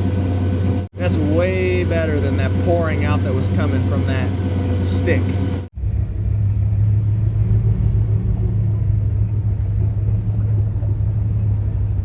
So General Motors developed the first automatic transmission. There'll be people that, you know, say, well, no, they didn't. Other people had it first and this and that. And there was all kinds of experimentation going on. But what GM did was they made the first perfected, mass-produced automatic transmission. That was called the Hydromatic. And they used that in World War II on tanks. And that's where they perfected it. And then they put the Hydromatic in Oldsmobiles right after the war as a test market. And then after the Oldsmobiles, they put them in Cadillacs.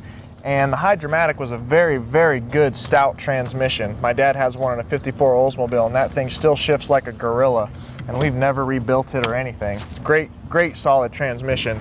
And Cadillac also had the 331, and they ran that all the way up until 55. And truth be told, the Hydromatic and the 331 was a much better drivetrain than what they came out with in 56, which is the 365 and the Jetaway.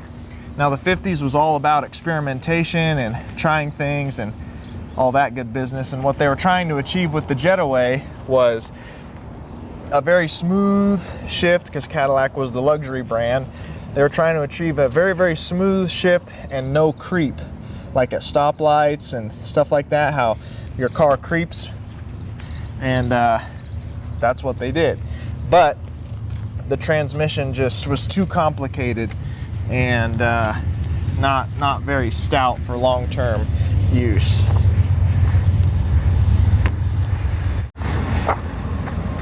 Now, it kind of would have been better to get a 55 Caddy, because they look a lot like the 56s, and they have the 331 and the Hydromatic, which is a little bit better of a drivetrain. The 365s had problems with heads cracking, and that's a problem I ran into with this car, is that can't remember, one of the heads was cracked. I don't remember if both of them was, but we had to find another head, which was not easy.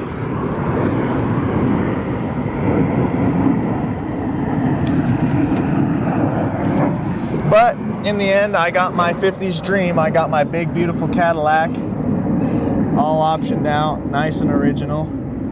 And it is a beautiful car. It really is.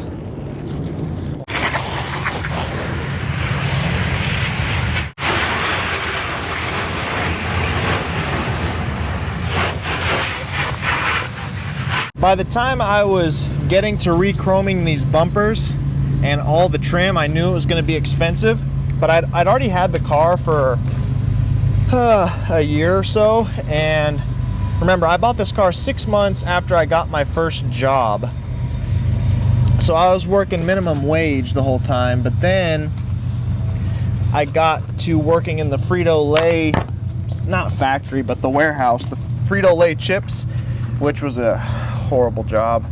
I mean, it was back then, I just started making $8 an hour, and they started off at $15.94. I still remember exactly what it was, and that was some real money back when minimum wage was $7.50 or whatever. Making $16 an hour was, man, I went from making $220 every 2 weeks, because at my first job, AZ Airtime was an indoor trampoline park for kids.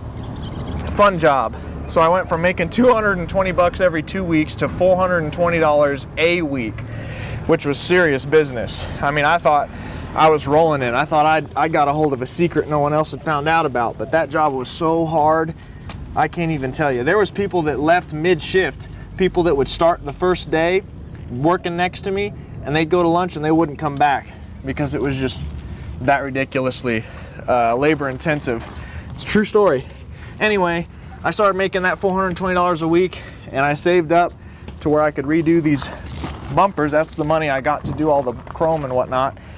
I had a place in Tucson called Ideal Plating do it, and they're out of business now. It was an old guy and his son that ran it. And the old guy, he was really into it. He was the brains of it, and his son really didn't care too much. I mean, he worked the counter, but he wasn't super interested to take over the business. So once, and he was on his last leg when I was there having this stuff done, really. He was like 80, and not too long after I got all these bumpers back, that place went defunct, and they found that there was a bunch of chromium in the ground, and it messed up the water table, because they were dumping something. I learned this from one of my friends who's a commercial real estate agent. They were dumping something in the ground, the guys that did these bumpers. After that Ideal Plating guy went out of business, there was some big EPA problem. They found he was dumping chromium or something on the ground, and it soaked into the ground, and it was a huge, nobody knew it when he was in business. From my understanding, he wasn't dumping it into the ground, he was dumping it into they were catching it on the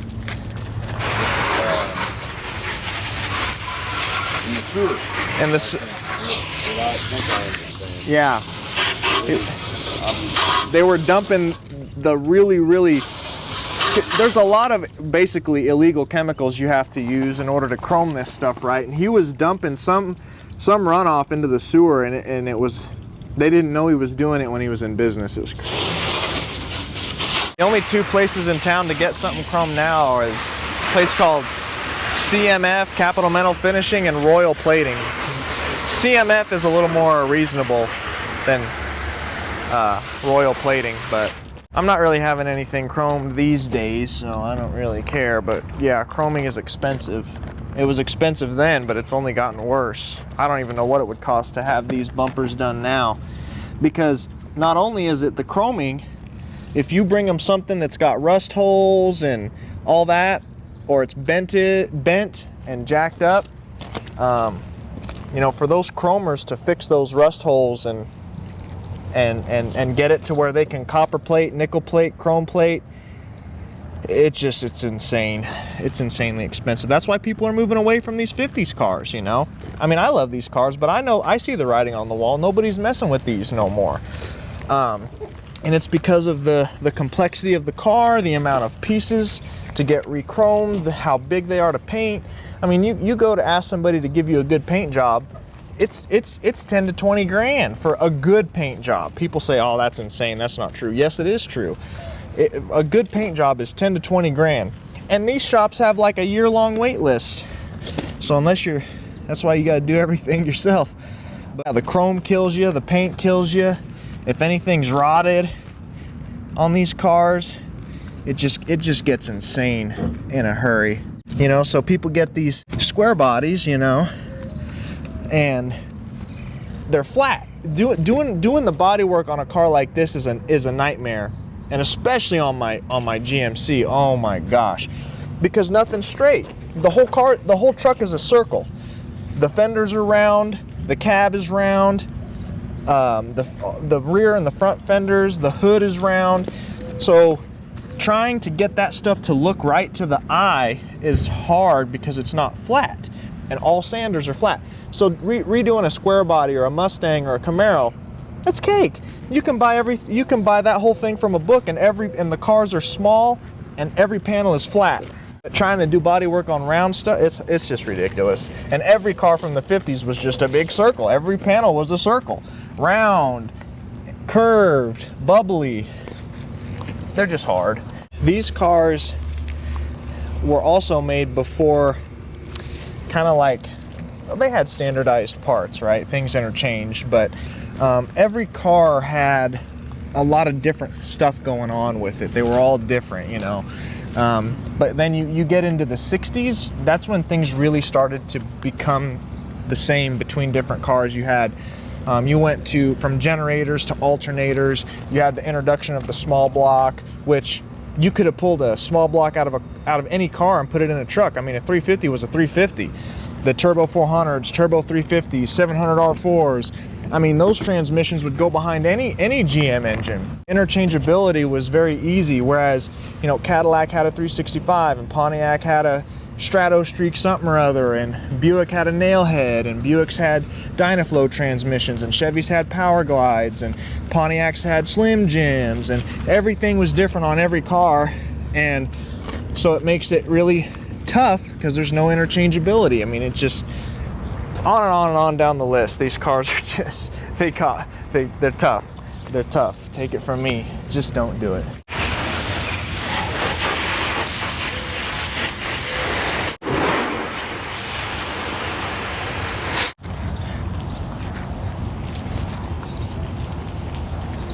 And even when I did this car, well, 9 or 10 years ago now, I was kind of alone in liking these among my peers, because there wasn't really a lot of car people at my high school.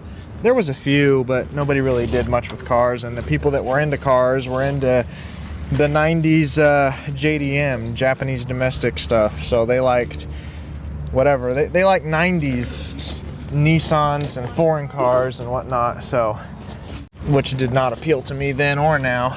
Ooh.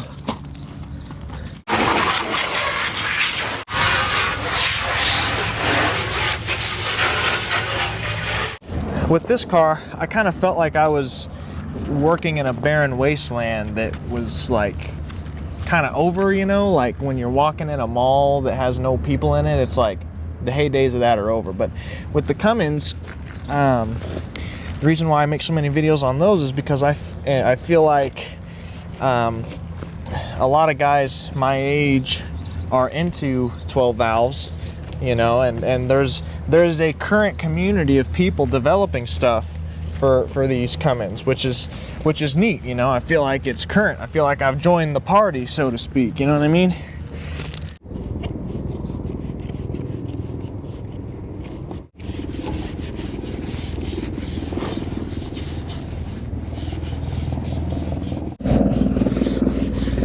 White really works. Yeah, this white wall tire cleaner, Black Magic Bleche, B-L-E-C-H-E, Bleche White.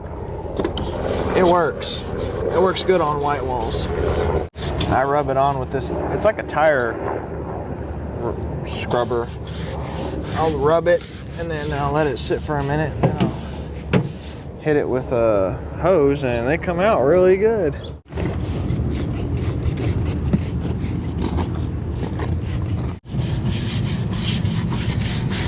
Don't let that stuff dry on there. I'd rinse it off.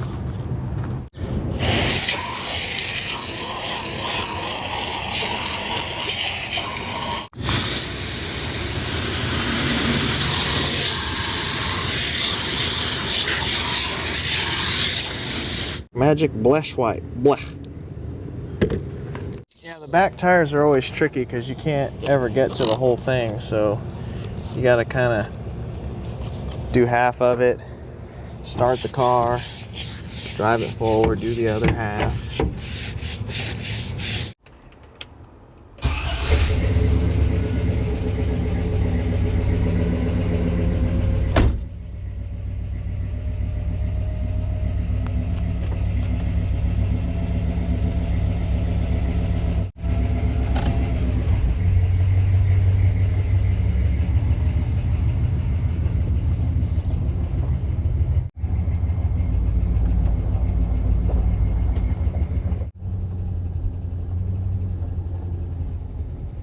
Gonna get some gas.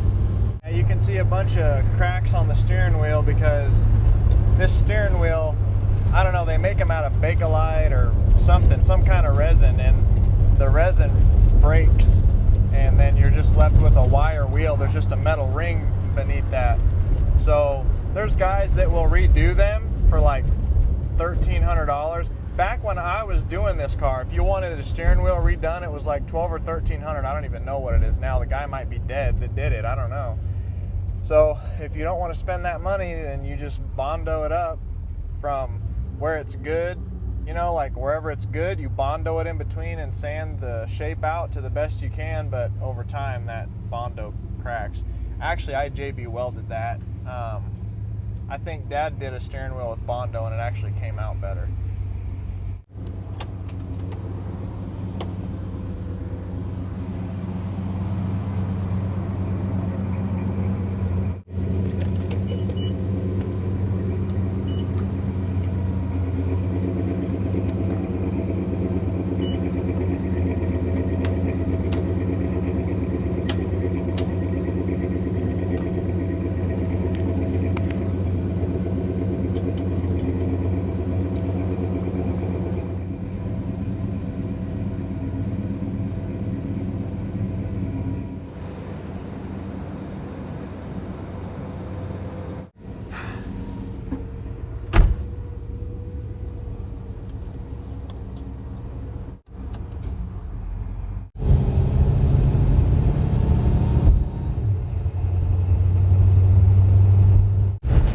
Good riding car. Oh yeah, rides good. Power brakes work great. We rebuilt the whole thing, and the power brakes and the cooling system is one thing I never ever had trouble with one time.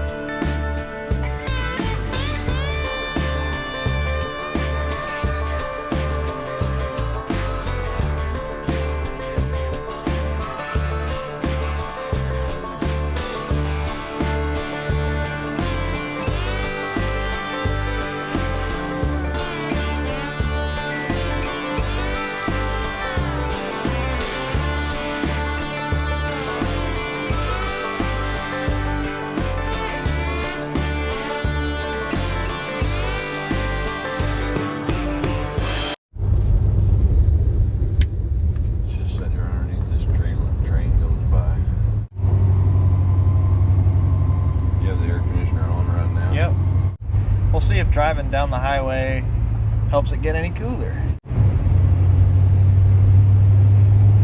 It's not up all the way. Oh, wait. There you go.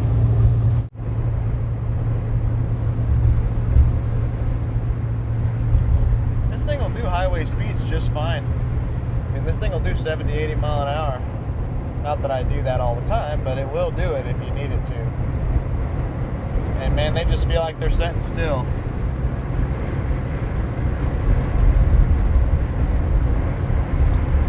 Another kind of cool thing about this car is that this was the only year that they wrote in script somewhere on the car the year of the car. 1956. No other year had that. Well, right now we're at a little bit below 80 degrees. It is a hot day. It's probably 101, 102. And that's at 78, 88, 98. So 22 degrees below ambient. You know. Temperature's not rising. Temperature on the car, it always stays in the middle, no matter what.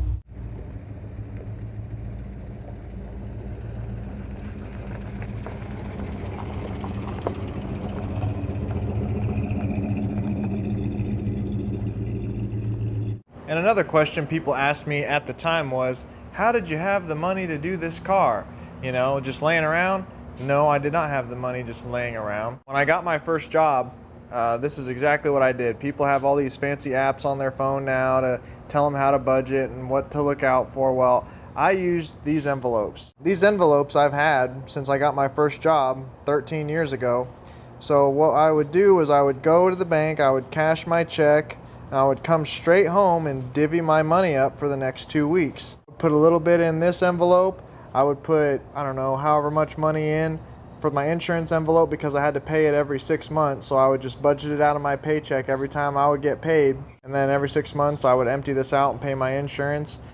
And I had an envelope for gasoline, and I did drive at the time. Obviously I was 16 and I was driving my GMC, and I think I would put $20 in there every week, and 20 bucks would get me almost exactly 6 gallons on the dot. So gas was $3 and something a gallon at the time. Because I remember I would just hit 6 gallons when my 20 bucks would run out. I'd go in and prepay at the counter. And then the rest of the check would go in this envelope for Cadillac. I would have maybe a couple $100s in here, and then I would spend money on parts, whatever that was at the time. As I was putting the parts on the car that I'd bought, I would be working and making more money, and then when all the parts that I bought were consumed by the car, I'd have a few more $100, and then I'd spend the few $100s again on more parts and more, and I would just, you know, spend the money, make the money, spend the money, make the money for 2 years, 3 years, until I got the car done. And that's exactly how I had to do it. Yeah, this car was a ton of work, and I probably won't ever do anything like this again unless my kid or kids want to restore something, and even then I'll probably try to convince them not to get a car like this. By the time my kids are of that age, these cars will be like the Duesenbergs and the Model Ts. This won't even be a thought. I mean, the stuff that they would even be interested in by the time they're 12, 13, 14 is going to be stuff out of the 90s or the 2000s, you know? I mean, it's not going to be anything like this. So, hey, if this video does good, I may do a video on that GMC. I got pictures of that restoration. That was when I was real young. I mean, I was a kid, you know, doing that truck. I mean, there's things we could do to that. I could pull this thing out and we could repaint the fenders because the clear coat's gone on it. I've always wanted to put like a stake bed on it. They have the wood that goes down the side of the bed. The wood bed itself is kind of I mean, there's always something you could do to something, you know what I mean? So, I don't know. May do work to that GMC at some point. I hope you guys enjoyed fixing this car and some of the history that went along with building it and why I wanted to do it. I mean, it was like, this is the picture of Americana. This is like the height of American manufacturing power and gleaming example of space age, jet age. So yeah, that's why I wanted to do this car. It was like the peak of an era. And if you want to support the channel, you can pick yourself up a t-shirt at Theetravisb.com. Would really appreciate that support, and thank you all for watching, and we will see you very soon in the next one.